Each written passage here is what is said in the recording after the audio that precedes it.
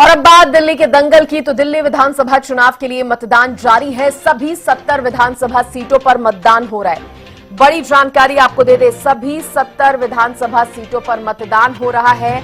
मतदान के लिए 13,000 से ज्यादा पोलिंग बूथ बनाए गए हैं। दिल्ली में सुरक्षा के पुख्ता इंतजाम किए गए हैं। बड़ी खबर इस वक्त की आपको बता रहे हैं, दिल्ली विधानसभा चुनाव के लिए मतदान जारी है। सभी 70 विधानसभा सीटों पर वोटिंग हो रही है। इस वक्त की बड़ी खबर आपको बता रहे हैं,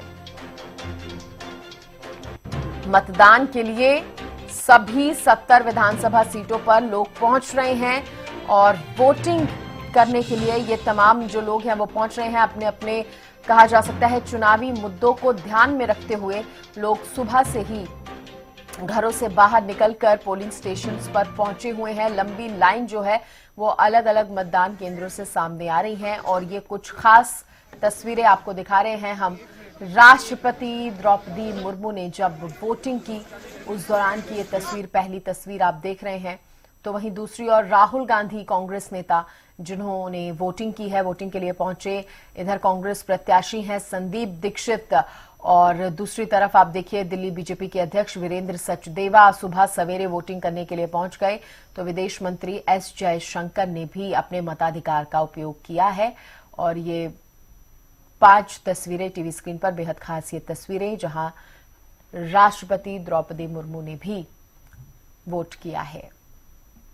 और एक मैसेज कहीं ना कहीं आम लोगों को भी कि ज्यादा से ज्यादा संख्या में लोग पहुंचे और वोट करें, क्योंकि चुनाव आयोग की भी कोशिश है कि वोटिंग परसेंटेज जो है उसको बढ़ाना है।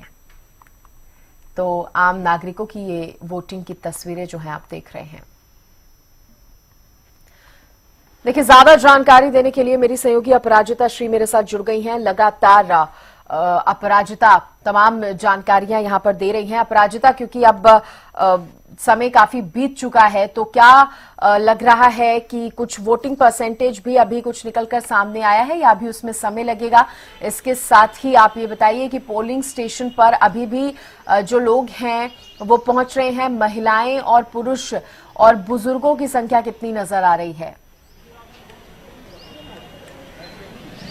बिल्कुल सृष्टि, इसलिए मैं आपको तस्वीर पहले दिखाना चाहूंगी। जिस विधानसभा जो क्षेत्र महिर विहार की बात करते हैं, पकड़गंज विधानसभा क्षेत्र की हम बात करते हैं, यहाँ जिस तरीके की व्यवस्था, पुख्ता व्यवस्था की गई है, यहाँ पर किस तरीके से पूरी तरीके से सजाया गया, क्योंकि देखिए जितना ज्यादा सुशोभित किया जाता है, खूबसूरती से तमाम चीजों को की जाती है, तो और ज्यादा लोग बढ़ चढ़ कर आते हैं, वोट देने के लिए आते हैं। उनका अधिकार होता है वोट देना, एक रिस्पॉन्सिबिलिटी भी होती है। तो यहाँ पर एक बलून से पूरे जो इस पोलिंग बूथ को सजाया गया है। इसके साथ साथ एक और अहम चीज यानी सेल्फी पॉइंट, जिस तरीके से शुरुआत की गई थी इलेक्शन कमीशन के द्वारा, काफी सफल भी होता हुआ नजर आया। तो यहाँ पर सेल्फी पॉइंट भी बनाया गया है, यानी जिस तरीके से लोग वोट दे करके आए, हालांकि मैंने भी वोट दिया है, तो वोट दे करके आए और यहाँ पे सेल्फी ले, तो इसकी पूरी व्यवस्था यहाँ पर की गई है। इसके अलावा जिस तरीके से अगर पोलिंग बूथ की बात करते हैं यानी सजावट की बात करते हैं, यहाँ पे सेल्फी पॉइंट की बात करते हैं, इसके अलावा अगर हम बंदोबस्त की बात करते हैं यानी सुरक्षा की बात करते हैं,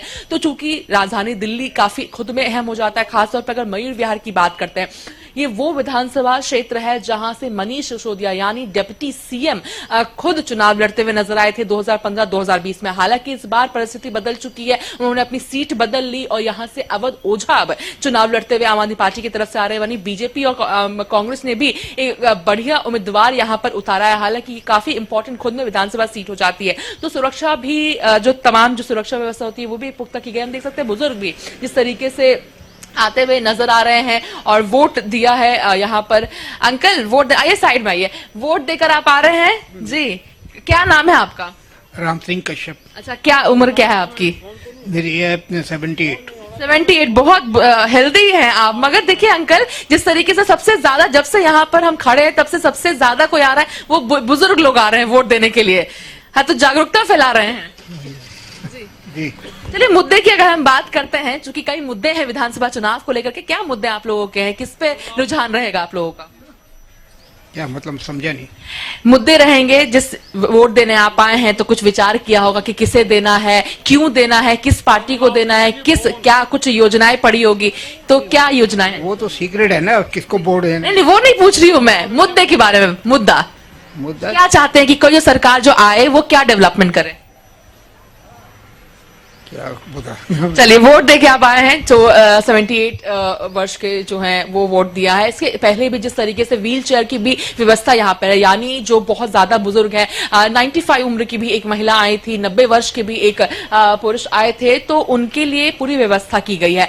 यानी अगर उन्हें चलने में तकलीफ हो रही है, सीढ़ी भी है तो रैंप की व्यवस्था है, तो रैंप के लिए व्हील चेयर उन्हें प्रोवाइड किया जा रहा है। यानी जो वोट देने आ रहे हैं वो बढ़ चढ़ के आए, और यानी वोट देकर अगर वापस भी जा रहे हैं तो लोगों को और जागरूक करे कि व्यवस्था बहुत अच्छी है, आप भी जाकर के वोट दीजिए। तो पूरे व्यवस्था की गई है। हालांकि परसेंटेज की बात करते हो तो लगातार परसेंटेज बढ़ता हुआ नजर आ रहा है। खासतौर पर अगर मयूर विहार की बात करते हैं, परपचन त्रिलोकपुरी की बात करते हैं तो काफी बढ़ता हुआ यहाँ पे परसेंटेज नजर आ रहा है, खासतौर पर बुजुर्गों की वजह से, क्योंकि जब से हम यहाँ मौजूद है, करीब 1-1.5 घंटे से यहाँ पे मौजूद है, और जब से वोटिंग शुरू हुई है तब से सबसे ज्यादा यहाँ पर कोई आता हुआ नजर आ रहा है। तो देख सकते हैं महिलाएं और साथ ही जो वरिष्ठ जो बुजुर्ग लोग हैं वो यहाँ पर आते हुए नजर आ रहे हैं। यानी अभी भी जो फर्स्ट टाइम वोटर्स हैं, जो यंगस्टर्स हैं, उनके लिए अभी थोड़ा इंतजार करना होगा, क्योंकि सबसे ज्यादा कोई आते हुए नजर आ रहे हैं वो बुजुर्ग नजर आ रहे हैं। तो यहाँ भी देख सकते हैं किस तरीके से धरपड़ में, यानी काम से पहले वोट बहुत जरूरी है, तो जल्दी से अपना वोट जो राइट होता है, वोटिंग राइट होती है, वो अवेल करते हुए यहाँ पे नजर आ रहे हैं। तो बड़ी संख्या में बुजुर्ग खासतौर पर मयूर विहार विधानसभा में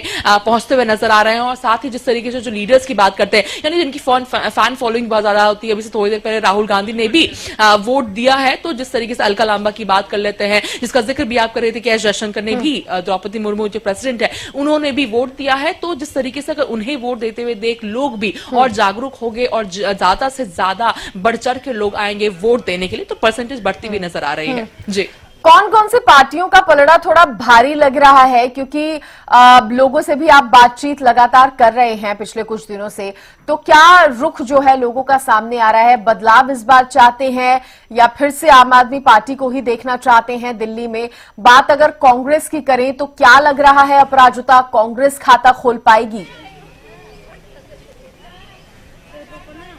बिल्कुल, देखिए जिस तरीके का इस बार का जो रुझान है लोगों का एक तरफा नहीं है। यानी आम आदमी पार्टी जिस तरीके से पलड़ा, सबसे ज्यादा आम आदमी पार्टी का भारी था, चाहे 2015 की बात कर लेते हैं, 2020 की या 2013 की भी हम बात करते हैं कि अच्छा खासा जो आंकड़ा लेकर के आम आदमी पार्टी थी, फर्स्ट टाइम चुनाव लड़े और जीते भी, पार्टी बनाए। तो मगर इस बार की परिस्थिति थोड़ी अलग रही है। साथ ही जिस तरीके से अगर 2024 के लोकसभा चुनाव हमें याद है, विधानसभा चुनाव हरियाणा का याद है, जो मोदी की लहर जिस तरीके से चलती हुई नजर आई थी, यानी कहीं ना कहीं कैंडिडेट से ऊपर मोदी की लहर, लोग भी यहां पर कहते हुए नजर आ रहे हैं कि मोदी कमल का फूल, इस तरह की चीजें कहते हुए नजर आ रहे हैं। तो कहीं ना कहीं आम आदमी पार्टी के लिए एक तरफा ये चुनाव नहीं रहने वाला है। लोग बड़ी संख्या में आ रहे हैं वोट देने के लिए, मगर इस विचार के साथ कि कैंडिडेट्स को पढ़ा जा रहा है, पार्टियों के बारे में जानकारी ली जा रही है, योजनाएं पढ़ी जा रही है, मैनिफेस्टो पढ़ा जा रहा है, और जो सही लग रहे हैं उन्हें वोट दिया जा रहा है। आम आदमी पार्टी की लहर जिस तरीके से 2015-2020 में रही थी, इस बार उस तरह का लहर देखने को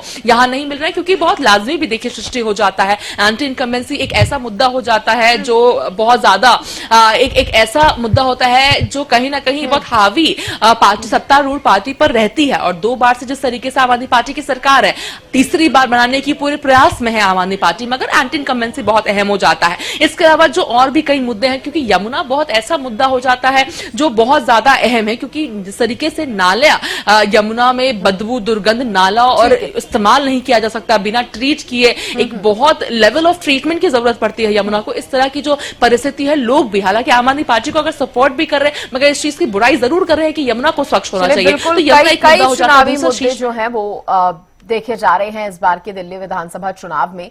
अपराजिता, शुक्रिया तमाम जानकारी देने के लिए। और जिस तरह से पोलिंग बूथों की भी आप तस्वीरें हम आपको दिखा रहे हैं, लगातार जो लोग हैं वो पहुंच रहे हैं और वोट कर रहे हैं। देखने वाली बात होगी कि वोटिंग परसेंटेज